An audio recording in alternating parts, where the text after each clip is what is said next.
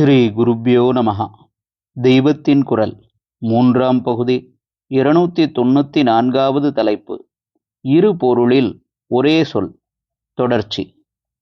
அவரவர் சொன்ன வார்த்தைக்கு கிராமர் படி இருக்கிற பேரே அவரவருடைய குணத்தையும் காட்டுவதாக இருக்கிறதென்பதை வைத்து இந்த ஸ்லோகம் சமத்காரமாக செய்யப்பட்டிருக்கிறது. ஏதாவந்தமநேகசம் பகவதி பாரத்ய நைஷீதஹோ யா தேஹீதீஹி மத்தியமேன புருஷேனாத்யந்த கின்னா சதி. ஸ்ரீமத் வெங்கடராம நாமகசுதி தௌரேயமாசாத்யசா தத்யாமித்யது நோத்தமேன புருஷேனானந்தமா விந்ததி. ஏதாவந்தம் அநேகசம் பகவதி பாரதி அனைஷீத் அஹோ யா தேஹி இஹி மத்தியமேன புருஷேன அத்யந்த கின்னா சதி.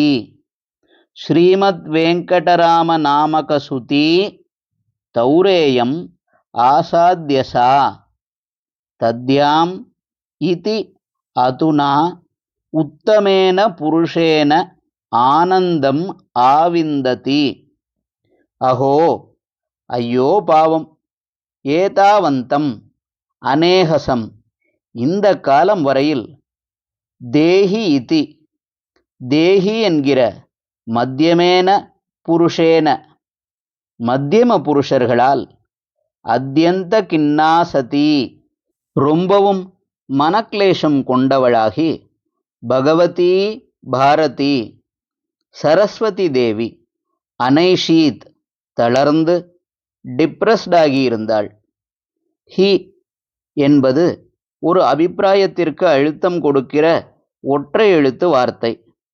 அதுனா இப்போது, ஸ்ரீமத் வெங்கடராம மரியாதைக்கு உகந்த வெங்கடராமர் என்னும் நாமக பெயர் கொண்ட சுதி சத் வித்வானை, தௌரேயம் சரஸ்வதியானவள் தன்னை தாங்கும் ஆசிரயமாக, ஆசாத்யசா அடைந்து, தத்யாம் இதி தத்யாம் என்கின்ற உத்தமேன புருஷேன உத்தம புருஷனால், ஆனந்தம் ஆனந்தத்தை, ஆவிந்ததி அனுபவிக்கிறாள்.